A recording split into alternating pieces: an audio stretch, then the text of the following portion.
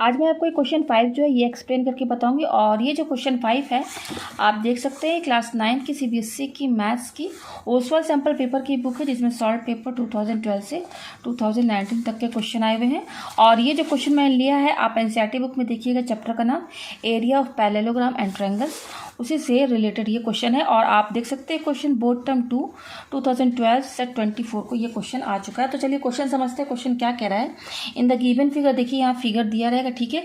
A B C D is a parallelogram, A B C D क्या है, parallelogram है। And B perpendicular A D, और यहाँ पे क्या बोल रहा है कि जो बी लाइन है ये ए डी जो है ना इस पर परपेंडिकुलर है, ठीक है, यानी कि ये 90 डिग्री है। If B equal to 14 centimetre, आप देख सकते हैं ये जो बी ई है जो परपेंडिकुलर है इसका जो लेंथ बताया है 14 सेंटीमीटर है, और ए डी यानी कि ये ए डी क्या है 8 centimetre. Find the area of triangle D B C, हमें ये जो ट्रायंगल डी बी सी है ना इसका एरिया हमें यहाँ पर बताना है। तो मैं यहाँ पर डायग्राम बना दे रही हूँ, ठीक है। हमारा क्या है क्वेश्चन में गिवन कि ए बी सी डी क्या पैरेललोग्राम है। मैं यहाँ पर ये पैरेललोग्राम बनाती हूँ यहाँ पर, ठीक है। यहाँ मैं नाम देती हूँ ए बी सी और ये डी।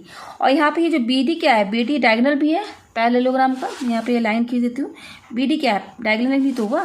अब यहाँ बी पॉइंट से एक परपेंडिकुलर जो है, बी पॉइंट से एक परपेंडिकुलर इस ए डी पर डाला गया, ठीक है ना। बी पॉइंट से, ये बी पॉइंट है, इस पर से एक लाइन परपेंडिकुलर जो है ए डी लाइन पर डाला गया, ठीक है। तो ये इसका नाम यहाँ पर क्या दिया गया है, ई दिया गया, ठीक है, ये ई दिया हुआ है।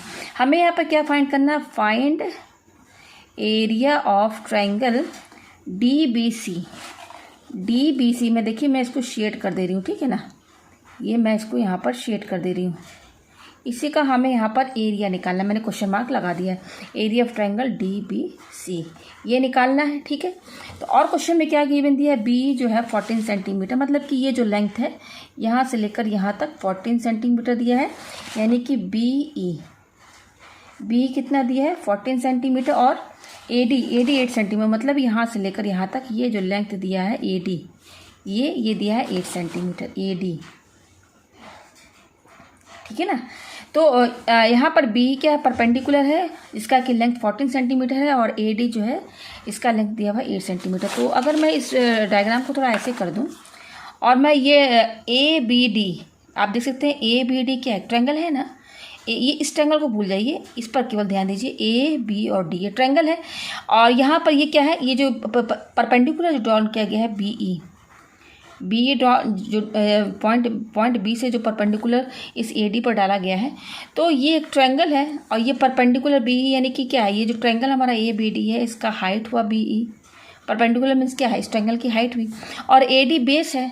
तो हम ये ट्रायंगल जो हमारा जो ट्रायंगल ए बी डी बनना है इसमें हम half base into area formula लगा सकते हैं कि नहीं, और इस ट्रायंगल का एरिया निकाल सकते हैं ना। तो चलिए इस ट्रायंगल का एरिया निकालते हैं। हम किस ट्रायंगल का एरिया निकालेंगे, यहाँ पर ए बी डी का, ठीक है ना, ए बी डी का। तो in triangle A B D अगर बनाया जाए ट्रायंगल तो इस तरीके से बनेगा। देखिए मैं यहाँ बना ही देती हूँ।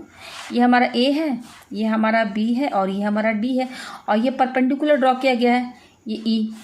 तो इस ट्रायंगल में अगर इस ट्रायंगल में हम इस ट्रायंगल का एरिया निकालें, area of triangle A B D, तो फॉर्मूला क्या लगेगा, ट्रायंगल का एरिया निकालेगा एक तरीका, half base into height, B means base, H means height, तो हाफ। तो इस ट्रायंगल का बेस क्या है, ये ए ही तो, अच्छा ये 90 डिग्री है, ये मैंने यहाँ बनाया नहीं तो क्वेश्चन में ही बोला ना। तो इस ट्रायंगल का बेस क्या है, ए डी है। क्यों ये बेस है, क्योंकि इसी बेस लाइन पर ये बी ई परपेंडिकुलर ड्रॉ किया गया है। तो ये हमारा बेस हुआ इस ट्रायंगल का, तो ये बेस हो गया। और ये क्या हो गया, इस ट्रायंगल का हाइट क्या हुआ, बी हुआ ना। तो यहाँ पर हमारा बेस क्या है, ए डी है, ए डी बेस है, इंटू हाइट क्या है, बी ई है। यही फॉर्मूला है, हाफ बेस इंटू हाइट। तो half equal to A D कितना है हमारा, ए डी का देखिए लेंथ दिया है 8, और बी कितना दिया हुआ, देखिए 14 दिया हुआ है, ऑलरेडी दिया हुआ है सब। तो देखिए 2 7 जा 14, तो 8 7 जा कितना हुआ 56 सेंटीमीटर स्क्वायर एरिया निकाल लें। तो इस ट्रायंगल का एरिया क्या होगा, स्क्वायर यूनिट यानी कि सेंटीमीटर स्क्वायर होगा। तो हमने यहाँ पर क्या किया, इस ट्रायंगल का ए बी डी का एरिया हमने निकाल दिया। अच्छा ए बी सी डी हमारा क्या है, यहाँ पर पैरेललोग्राम में क्वेश्चन में ही बोला है, और बी डी क्या है, डायगोनल ही तो है। तो पैरेललोग्राम में इस चैप्टर में आपने एक थ्योरम पढ़ा होगा कि अगर कोई पैरेललोग्राम है, मान लीजिए ये पैरेललोग्राम है और ये ट्रायंगल दिया हुआ है, मैं नाम ले देती हूँ ए बी, सी और डी।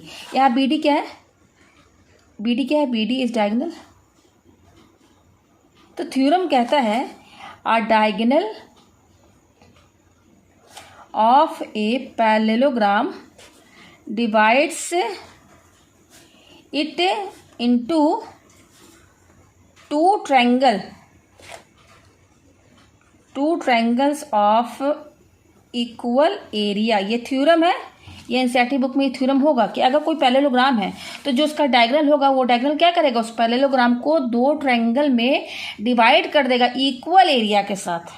तो यहाँ देखिए ये जो डायगोनल है बी डी हमारा, ये डायगोनल देखिए, एक ये ट्रायंगल है, दूसरा ये ट्रायंगल है। पहला ट्रायंगल क्या है? ए बी डी, और दूसरा ट्रायंगल क्या है? B C D. तो इस ट्रायंगल ने इस पैरेललोग्राम को दो ट्रायंगल में डिवाइड कर दिया ना, आप देख रहे हैं ना, ए बी डी एक ट्रायंगल और दूसरा क्या है?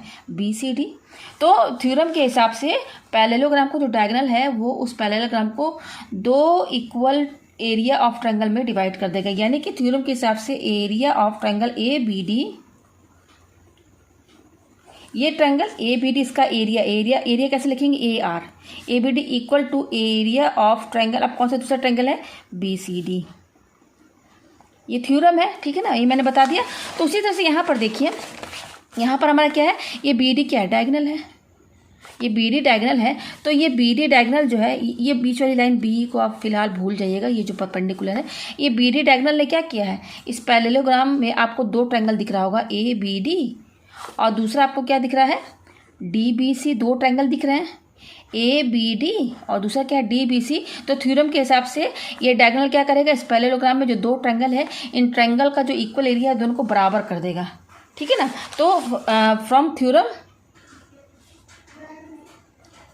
थ्योरम एरिया ऑफ, किसका हमने अभी एरिया ऑफ पहले लिख लेते हैं हम। थ्योरम के हिसाब से इस ट्रायंगल का एरिया उस ट्रायंगल का एरिया बराबर हो गया, तो एरिया ऑफ क्या होगा? ए बी डी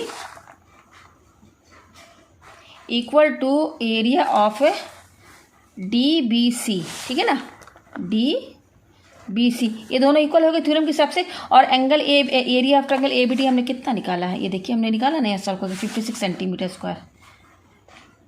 तो जब ये दोनों बराबर हैं और इसका एरिया 56 सेंटीमीटर स्क्वायर है, तो इसका एरिया कितना होगा? ये भी तो इतना ही होगा ना, दोनों बराबर हो गया, तो इसका भी एरिया कितना होगा? 56 सेंटीमीटर स्क्वायर। तो हमें यही निकालना था कि ट्रायंगल डी बी सी का क्या एरिया है, तो वो है 56 सेंटीमीटर स्क्वायर। तो इस क्वेश्चन में थ्योरम का यूज़ हुआ है। तो थ्योरम आपको बिल्कुल अच्छे से कॉन्सेप्ट क्लियर होना चाहिए थ्योरम का। तो ये क्वेश्चन आप इजीली सॉल्व कर लेंगे। जहाँ ना समझ में आया हो मुझे कमेंट करके ज़रूर बताएं।